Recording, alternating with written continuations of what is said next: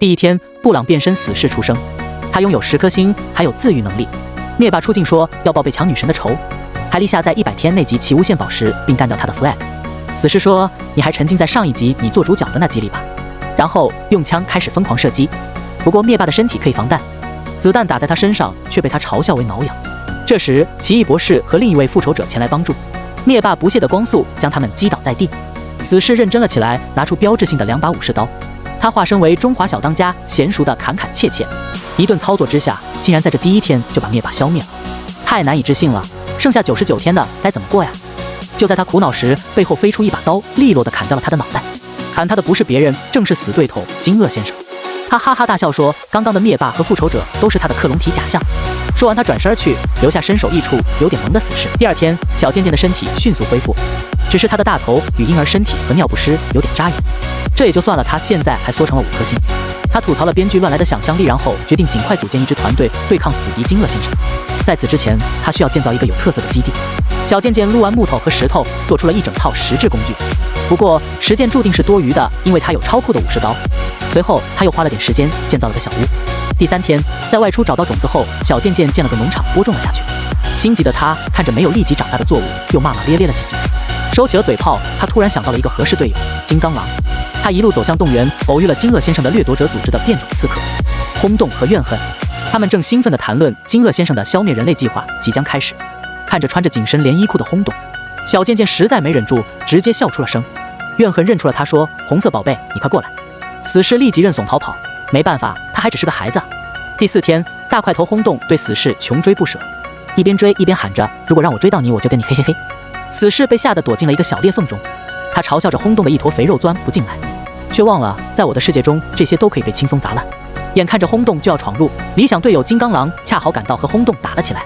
小贱贱看得尽兴，只恨没有爆米花。金刚狼一次次用他的艾德曼合金爪杀伤对方，轰动也用他充满力量的拳头不甘示弱。死士看着长时间的打斗实在无聊，于是他溜到轰动的背后偷袭把他打倒，并炫耀说都是自己的功劳。金刚狼说：“你的嘴炮威力确实很大。”死士略带震惊地说：“惊愕先生准备毁灭这个世界，他希望联合金刚狼挫败惊愕的阴谋。”金刚狼答道：“这与他无关。”转身就离开了。第5至6天，死士跟着金刚狼直到他的住处。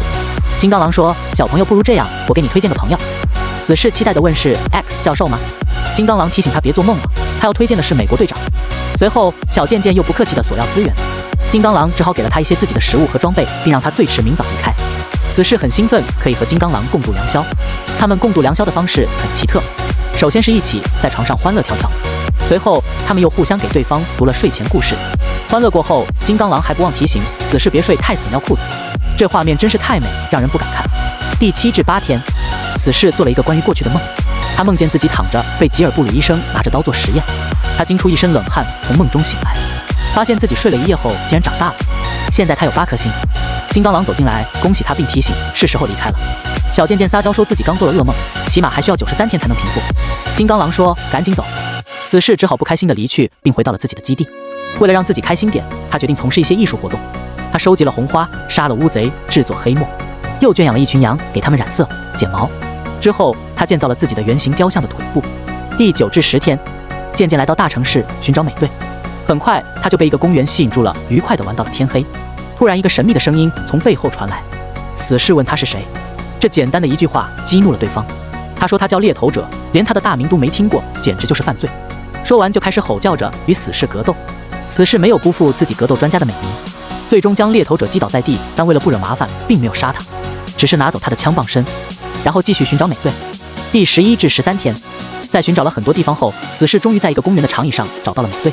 他说明需要美队帮助一起消灭惊愕先生和掠夺者们，不料美队却说世上有很多事比争斗更重要，比如看夕阳，还说了一整套关于争斗、人生和爱的长篇大论。听得脑子要爆炸的死士问他：“你到底要不要帮我？”美队说：“我已经退休了。”死士只好继续上路，另寻他人。突然，一个泡泡球扭转的空间挡在了他面前，里面走出来的不是别人，正是他的好基友电索。电索说他预见了未来，在得知死士有危险后，决定过来帮他。第14至17天，死士带着电索回到了他的基地。死士让电索在门外稍等片刻，自己进去快速地将屋子修整了一番。不能在老朋友面前丢了面子。随后，小贱贱又给电索做了一张床，并告诉他，他首先需要跟他一起建造外面的雕像，这事关地球的未来。就这样，电索被死士忽悠着加入了自己雕像的建造，然后他让电索守家，他要出去寻找有用的资源。小贱贱的运气不错，他找到了钻石，并制作了整套钻石工具。不过，当他要离开时，却找不到出口了。第18至21天，死士最终走出了山洞，出口的对面矗立着一栋像是邪恶总部大楼的建筑。正当他纳闷时，他突然看见金鳄先生在大楼门口对一位神秘女士说：“我还以为已经摆脱了你。”死士忍不住搭话，问这位可爱的女士是谁。金鳄先生回答他叫眩晕，他会好好照顾你的。眩晕冲下来，就用敏捷迅速的拳头给死士按摩，把死士捶得晕头转向。最后死士实在忍受不住眩晕制造的眩晕，不过在昏过去前，他最后一句话竟然是：“你愿意和我约会吗？”第22至25天，死士再次陷入幻想中，他梦见自己疯狂地引爆一栋栋大楼，实在太开心了，他竟然笑出了声。随后他尴尬地跳了起来，问旁边的多米诺为什么他会在这里。多米诺说他是在一个树林里发现不省人事的死士。突然死士感觉体内的细胞在暴动，一瞬间就变成了成年人。成了年的死士决定干点正事，重新集结其他 X 特工队成员。第26至29天，死士问电索和多米诺知不知道 X 特工队队员林蝶在哪里。多米诺说看看他的幸运能否发挥作用，随后就带着死士进入了一片沼泽地寻找。死士吐槽说：“你每次改变事情概率本身就是一种小概率。”多米诺说：“确实如此，不过他经常得到幸运女神的眷顾。”说话间，他们发现前方有掠夺者成员鱼叉和剑齿虎正在交谈，旁边似乎还躺着一名人质。死士马上劝说他们不该伤害那个和他一样又帅又可爱的男人。剑齿虎讽刺道：“你这个小屁孩，不要多管闲事。”死士大喊着：“我明明已经长大了！”就拿出武士刀杀了过去。剑齿虎叫嚣着要把死士撕成碎片，死士也回嘴道要扒了他的虎皮做成大衣。一旁激战的多米诺和鱼叉没有废话，都在投入地向对方发起凶狠的攻击。不一会儿，多米诺就给了鱼叉致命一击。与此同时，死士却被剑齿虎击倒了。然而由于忌惮多米诺和死士的联手，剑齿虎没有进一步攻击，只是丢了句狠话就离开了。被解救的人质向多米诺和死士道了谢，并说自己叫鲍勃。死士从他口中得知他并没有任何超能力，但仍看好他，就将他带回了基地。第30至33天，电索问回到基地的死士有什么收获。小贱贱回答：拜多米诺的幸运技能所赐，虽然没找到灵蝶，但好歹交了个可爱的新朋友。接着他们讨论后认为剑齿虎还会带帮手来袭，他们需要尽快集结其他英雄做准备。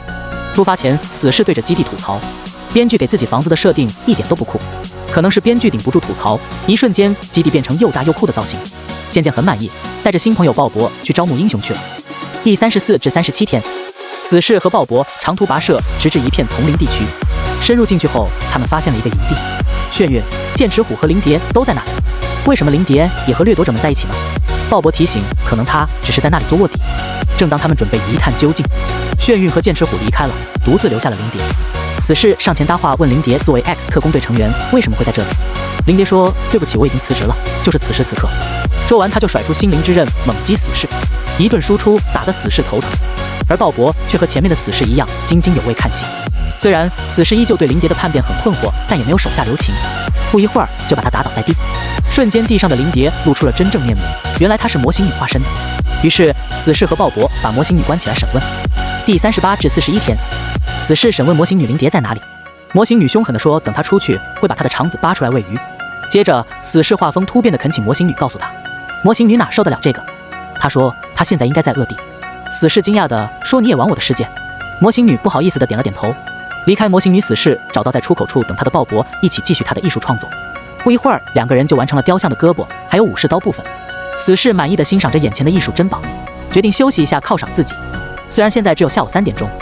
第42至45天，鲍勃兴奋地叫醒在睡觉的死士，告诉他从模型女身上找到一个瞬移传送设备，标准名称叫做末影传送杖。爱玩的死士出去一整晚都在击杀末影人，收集末影珍珠。过完瘾后，他按下传送键，瞬间传送到了一个巨型怪兽面前。他慌张地再次按下，将自己传送到了2个吵架的村民前。又试了一次，这下他被传送到了一个诡异的可以漂浮的维度，遇到了夜行者。正当他觉得无聊时，他被传送到了恶地。太好了，那就在这里寻找灵蝶吧。他搜寻了很久，最终发现正在和万磁王大战的灵蝶。死士再次开启了看戏模式。过了很久，他才想起来他是来救灵蝶的，于是就把自己和灵蝶一起传送回了基地。灵蝶吐槽死士不该打断他即将获胜的战斗。死士说情况紧急，他需要他的帮助，一起干掉金鳄先生。然而灵蝶却拒绝了。第46至49天，渐渐传送到了正在袭击村庄的金鳄先生面前。他喊叫着这种坏事，除了他谁也不许干。金鳄先生说道：“那让我跟你说说我的起源吧。”死侍打断他，面向屏幕说故事很精彩，千万要看完。然后转回金乐先生，让他继续。金乐先生说他以前是个遗传生物科学家，有一次生病的他受到触动，开始研究各种可以让人类种族更强，甚至变成超级人类的方法。最终他成功用自己和镭射眼的 DNA 创造出排皇这个强大的变异人。这样做难道不是在造福人类吗？死侍说人类有缺点有优点，但他们和屏幕前的每个人一样都是完美的存在。金乐先生失去了耐心，他说会消灭所有阻止他的人。一瞬间周围的村民都被他变异成了变种怪物。他哈哈大笑着离开，留下死侍和变种怪兽们亲切交流。变种怪兽很多，死侍经过了一番苦战才最终消灭他们。他回想起金乐先生的话，他应该去找排皇，没准他知道金乐先生的有用信息。第50至53天，万万没想到逗逼的死侍会将末影传送杖扔进河里，因为他觉得这种让一切变得简单的设备会让观众觉得无趣。他找到多米诺，说他其实一直觉得多米诺的幸运技能很牛叉，希望能得到他的协助。多米诺无语地看着死侍说那好吧。死侍和多米诺一起到了城市，这里安静得像一幅画。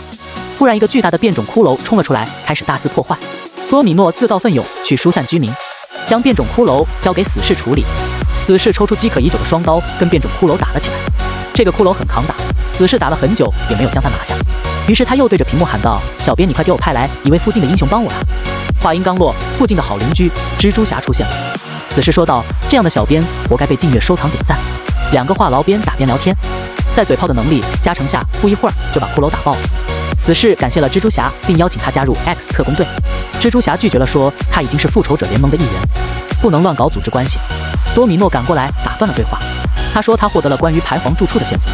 死侍对蜘蛛侠说完爱你么么哒，记得给我打电话，就和多米诺一起去找排皇了。第54至57天，两人根据线索找到了排皇的住所。多米诺说自己还有其他事就走开了。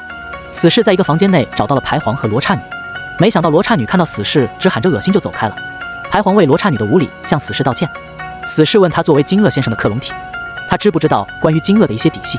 排皇说他现在和金乐先生没有任何瓜葛，但可以帮助训练死侍以更好的对付他。说罢就带着死侍来到了户外，开始一系列特训，内容包括打靶训练、格斗技巧，甚至还有冥想练习。在让死侍倍感无聊的训练完成后，他迫不及待地离开了，但他有预感他还会和排皇见面的。第58至61天，回到基地的死侍自信心爆棚地感到自己已有能力拯救世界，但对他来说更重要的事情显然是自恋。不，按照他自己的话说，应该是艺术活动。他花了些时间做好了塑像的头，现在主体部分基本已经完成。看着酷帅的雕像，他几乎快要和自己坠入了爱河。这时蜘蛛侠从天而降，他说美队派他来帮助他，因为他们得到了一些关于金乐先生的线索。死侍以加快赶路速度为由，趁机向蜘蛛侠借了一件和他同款的蛛网发射器，然后两人一起荡悠着抵达了一个军事基地。基地里到处都是变种怪物，所以两人必须干掉他们才能进入。死侍拿出先前从猎头者手里抢来的枪，对着怪物不停射击，不一会儿就和蜘蛛侠一起消灭光了小兵。当他们商量好要一起登上瞭望塔查看情况时，却发现蛛网发射器坏了，所以两人只好走楼梯爬上去。第62至65天，死侍和蜘蛛侠终于爬上瞭望塔，没想到金乐先生已经在上面等着他们。蜘蛛侠说一切都该结束了，就和死侍一起向金乐先生发起了攻击。金乐先生今天意外的弱，这对好基友还没打过瘾他就趴下了。正当他们欢乐的庆祝时，一个空间大门出现，电索从里面走了出来，告诉他们刚刚那个金乐先生只是个克隆体，他们最好先召集更多的英雄备战。于是死侍开始寻访他所知道的全部英雄团队，包括神奇四侠、蚁人和黄蜂女、银河护卫队。可惜忙碌的他们都不买他的账，狗急跳墙的他竟然还犯规打破了次元壁。他跳到了隔壁 DC 去寻求正义联盟帮忙，得到了更不客气的拒绝。此时的死侍觉得毫无希望了，毕竟只有35天，这个视频就结束了。第66至70天，死侍继续漫无目的的寻找帮手，直到虚无之地。他被一个酒馆吸引，走进去，他看到里面消遣的人很多。他来到柜台，让老板给他一些能让他不省人事的饮料，比如最近卖给离了婚还带着孩子的单亲爸爸的那种。死侍如愿的喝醉躺倒了，他抱怨着没人加入他的团队一起惩恶扬善。老板听了他的话，又看了看他的长相，内心很是同情他，于是带着死侍上楼走进了他的秘密武器库。这里堆满了五花八门、琳琅满目的各种武器。死侍两眼冒光，像极了来到糖果商店的孩子。老板豪气地说：“这些武器随便你挑。”死侍果然不客气，他带走了这个房间里的所有武器。第71至74天，欣喜若狂的死侍来到一个村庄，进行了各种爆破实验。这比过年放鞭炮开心多了。过了很久，他才想起来自己的主目标是打败金乐先生。死士回到基地询问鲍勃最近怎样，鲍勃答道情况很不妙，每个人都失去了信心。死士说不用担心，就径直穿过荒野走向了一个破旧的小木屋。他敲了敲门，里面走出来的不是别人，正是我的世界的传奇人物史蒂夫。死士说，史蒂夫，你是我的世界里的主角，应该很清楚怎么玩转这个世界，请你指点我如何消灭金鳄先生吧。史蒂夫以为死士是系统新推出的不明生物，就拿出了钻石剑和他打了起来，就像死士自己说的一样，他不可能在主角史蒂夫的世界里打败他。第75至78天，连受打击的死士垂头丧气地走着，一个声音传过来说，你真是个失败者呀。然后灵蝶出现在了他面前，他说希望死士帮他对付万磁王，作为交换他也会帮助死士一起对抗金鳄先生。于是他俩就出发前往万磁王的基地。第79至82天，两人到达万磁王的基地了。万磁王现身嘲笑着对灵蝶说，他的计划已在进行中，他根本无力阻止他。死士好奇地问道，你的计划是什么？万磁王答道，为了不让和他一样的变种人再遭受人类的歧视，他要将所有人类都变成变种人。死士说，你跟金鳄先生不会是好基友吧？你们俩想的竟然一样。万磁王说，别把他跟金鳄先生那种 low 货扯到一起。死士说，不如我俩组队一起打败那个 low 货，然后我就完成了我的任务，同时也没人和你竞争你的任务。万磁王马上被死士奇特的脑回路绕晕了。不然，刚刚悄悄溜到万磁王身后的灵蝶拿出心灵之刃，一刀砍倒了他。死士抱怨着不该在他聊得愉快时打断。灵蝶则笑着说，其实他从没想过要帮死士，只是想套路死士一起来干掉万磁王而已。气得死士直跺脚。第83至86天，对于艺术青年来说，郁闷的时候最适合从事艺术创作。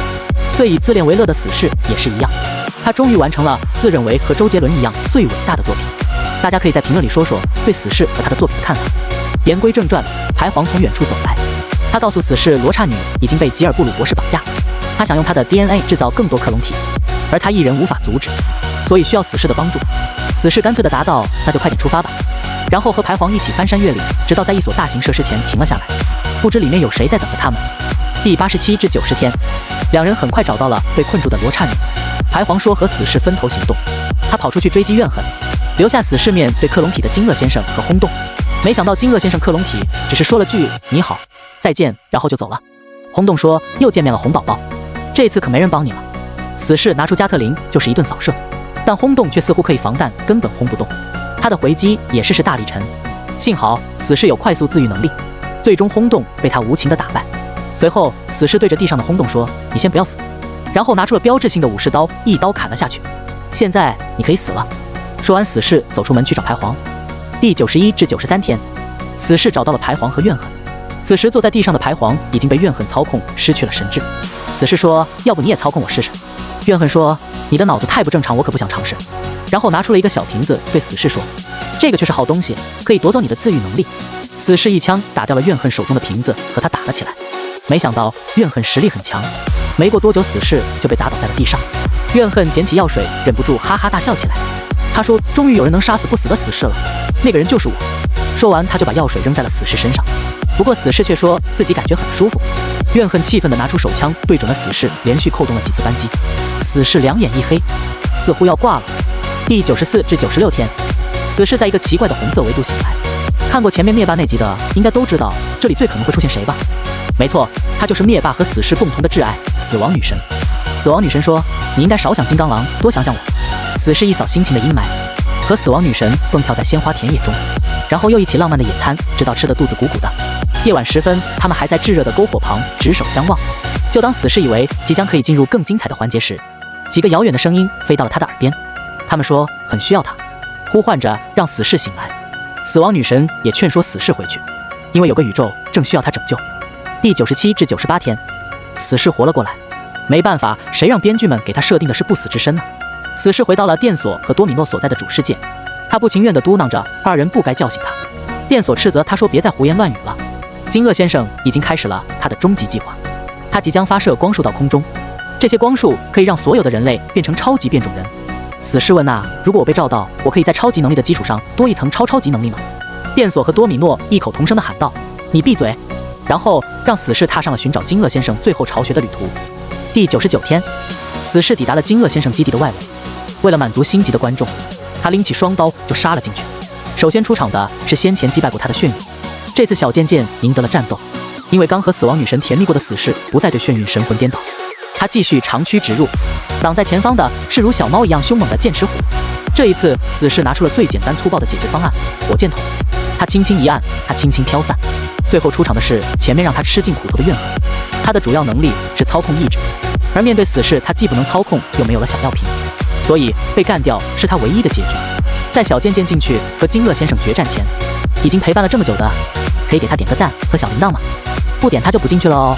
第100天，小贱贱进入了最终大 boss 金乐先生的房间。此时他正在和美国队长激战，没想到你这个怪叔叔最终还是出手了呀。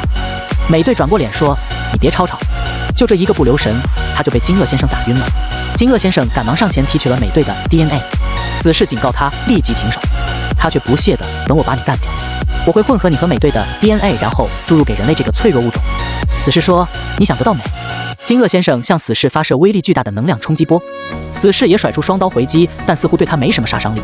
不仅如此，金乐先生还可以像末影人一样移动石块攻击死士，这注定是一场苦战，但死士还是挺了下来。最后，金乐先生发表了总结性陈述说：“你已经命悬一线了，快认命吧，你输了。”死士冷冷地说道：“看来你还是不太懂超级英雄电影的套路啊。”正当金乐先生一脸疑惑时，死士掏出了火箭筒，轰的一声，金乐先生还在，不过伴随着死士欢快的抖动，下一秒，金乐先生就在惊恐中灰飞烟灭了。最后，死士还有最后一句话对屏幕前的你说：“订阅骚虎 Tiger。”